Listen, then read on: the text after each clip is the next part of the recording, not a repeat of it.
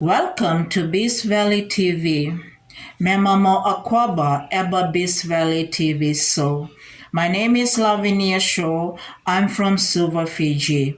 My topic today is a very brief introduction to the sanctuary service and the 2300 days prophecy.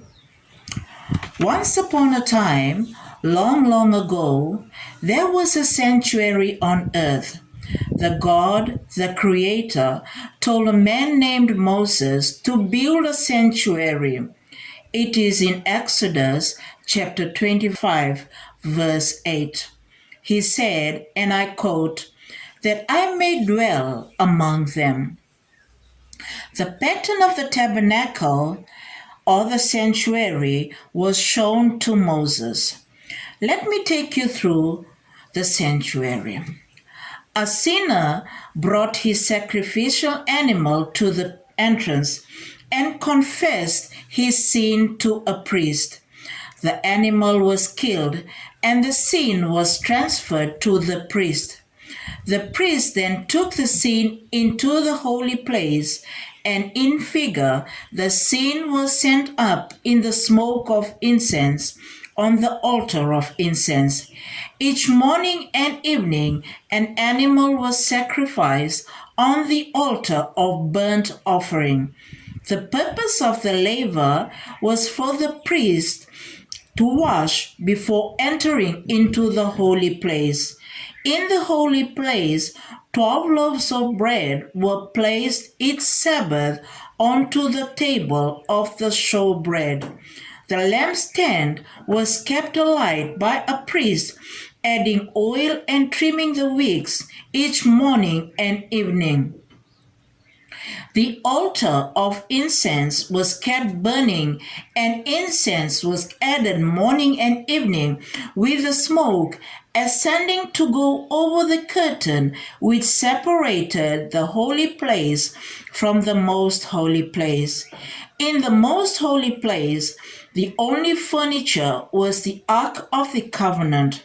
The high priest entered the most holy place once each year to atone the sins of Israel. But since we now have a new covenant, is there a sanctuary for that? Hebrews 8 1 and 2. Here is revealed that the sanctuary of the new covenant, because he found fault. Hebrews 8 verse 7. In the first sanctuary, earthly priests performed their service, but in the heavenly sanctuary, Christ, our great high priest, ministers at the right hand of God. You can find that in Hebrews 9:23 or Hebrews 8:5 or Hebrews 9:24. The sanctuary or the true tabernacle is in heaven and is the tabernacle of the new covenant, as the prophecy of Daniel 8:14 is fulfilled in this dispensation. The sanctuary to which it refers must be the sanctuary of the new covenant. Hebrews 8:7. At the termination of the 2300 days prophecy in 1844, and by counting backwards, we find the beginning is 457 BC, that the sanctuary would be cleansed. In Daniel 8, verse 14. What do we understand about the cleansing of the sanctuary? In the earthly sanctuary, the high priest entered the most holy place once a year on the Day of Atonement, that is in Hebrews 9:7. In the heavenly sanctuary, the high priest is now Christ, who ministers for us. You can find that in Hebrews 8 1 and 2 and Hebrews 9:11. He took with him the golden censer, leaving the most holy place with the sins of Israel on himself. He paused briefly in the holy place to collect any last moment of sins and then proceeded to the door of the holy place, where the sins of Israel were transferred to a scapegoat, which was led away into the wilderness. Thus, Israel was clean before God. The procedure then began again to start a new year.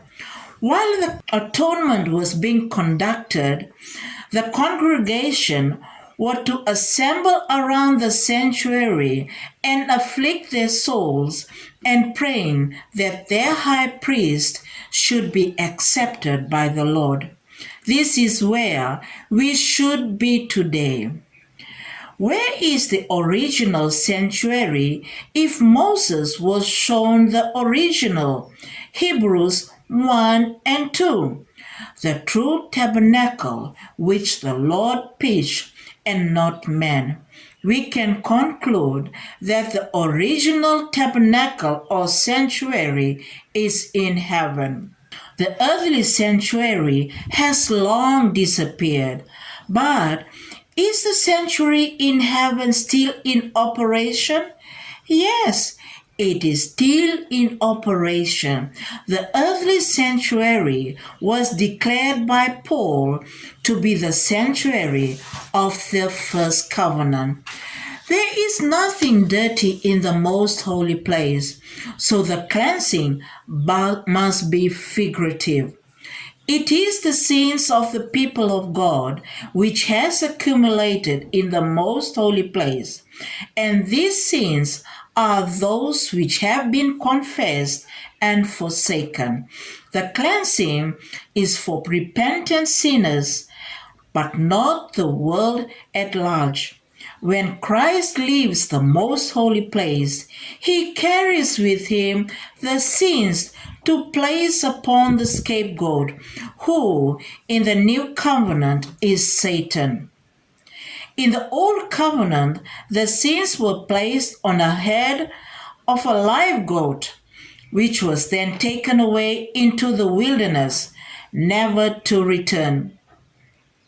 When the sins of God's people are placed on the head of Satan, he too is placed into the wilderness, which is here on earth, and he will be so confined for 1,000 years while another judgment is going on in heaven.